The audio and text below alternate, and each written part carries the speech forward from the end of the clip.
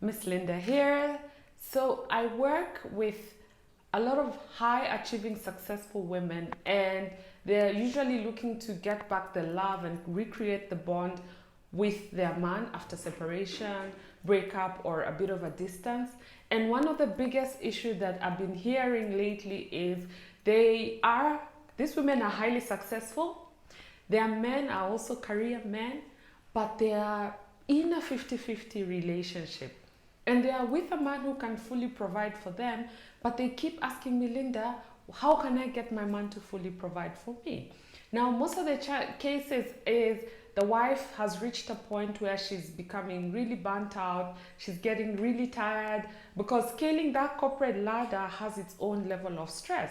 Then having to come back home and look after your home, be a good wife, be a good mom, all that pressure starts to build. And at the beginning of your career, like if I look at myself, when I got married in my late 20s, I was so excited about scaling the corporate ladder. Things were looking up. I was in a multinational and everything was perfect. And even when I got married at that point, there wasn't so much of a responsibility. I didn't have a child to look after. I mean, I still had the youthful energy at that point. But when I got into my mid 30s, I started to feel a lot of pressure of having to balance work and home. And even at that point, we were thinking of having a second baby. But because of my crazy work schedule, because I was in a multinational traveling like 50 weeks a week, a year, it was too much. So it was at that point I had to have the conversation with my man, and that was how I ended up becoming a fully provided for wife. Now, you don't just make a shift from being an independent, high achieving, career obsessed woman to be a fully provided for wife. I had to make shifts with my own feminine energy, with my own identity. And that's the one thing that so many wives don't realize. The reason why you're with a man who can fully provide for you, but he's not providing for you, is because you positioned yourself wrongly. You thought you were being a good wife, but being helpful. Like anytime maybe he came home with a problem and maybe he was just talking and it's like, oh, I don't know what to do. I don't know what my next steps were. You always felt the need to come up with solutions for him.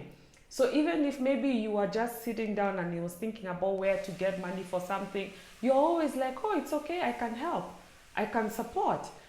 And you are subconsciously and knowingly training this man to depend on your salary.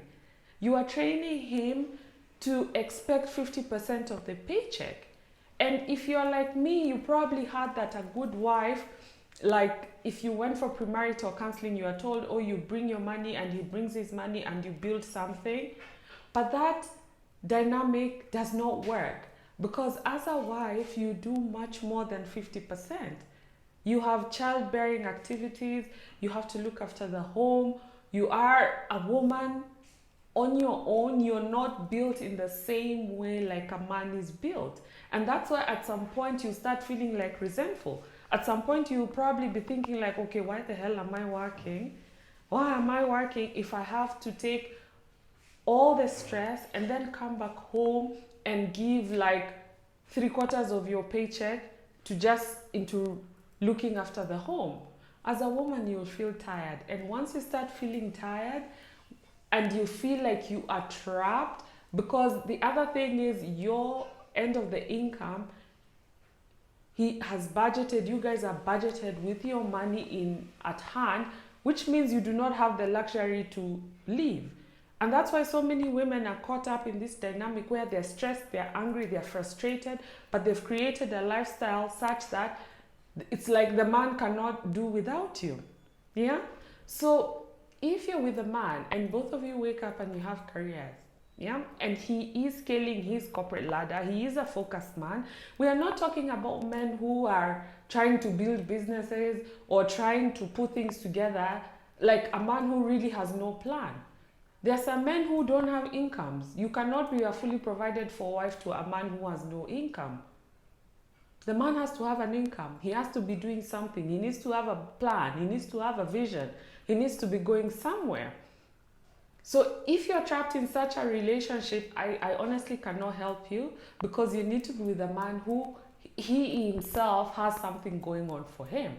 But if you're with a man who has a vision and a plan, the best thing I would tell you to do, and this is what I advise some of my private tutoring clients, start to lean back.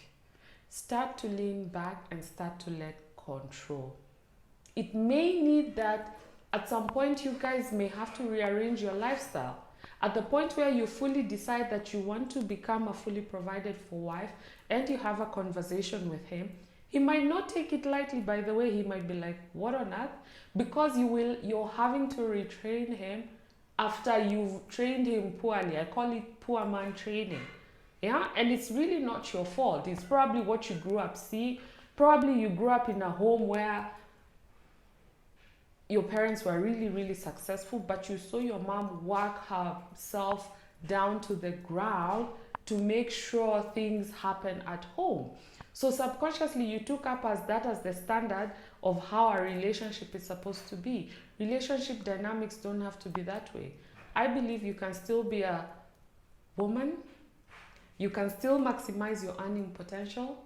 You can still make your life in a peaceful way, not in a way that like where you never have to work, because I think it's completely silly for you to be a stay-at-home, fully provided for wife, and then you're not trying to create something, you're not trying to maximize yourself, you're not trying to make money with your gifts and your skills and just your own experiences, especially in a world where there is the internet. You can simply come and speak about your experiences and get people to engage with you and create something through your work. Yeah?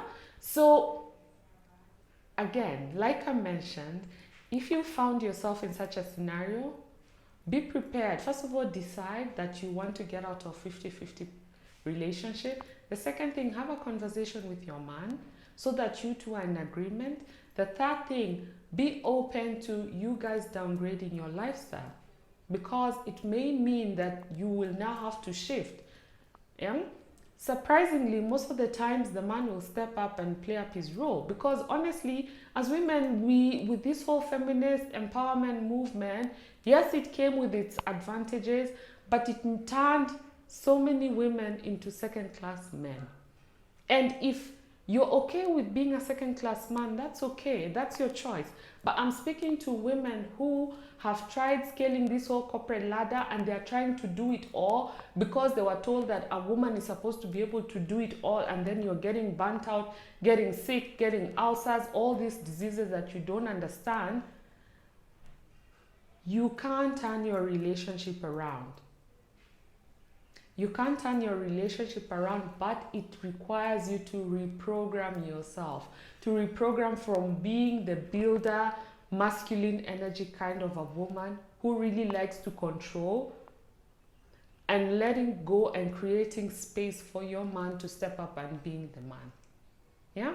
So if you're looking to work with me, I'm running a free masterclass on how to reset your relationship so that you can get back your man's love, become fully provided for, and truly create a relationship that's working for you.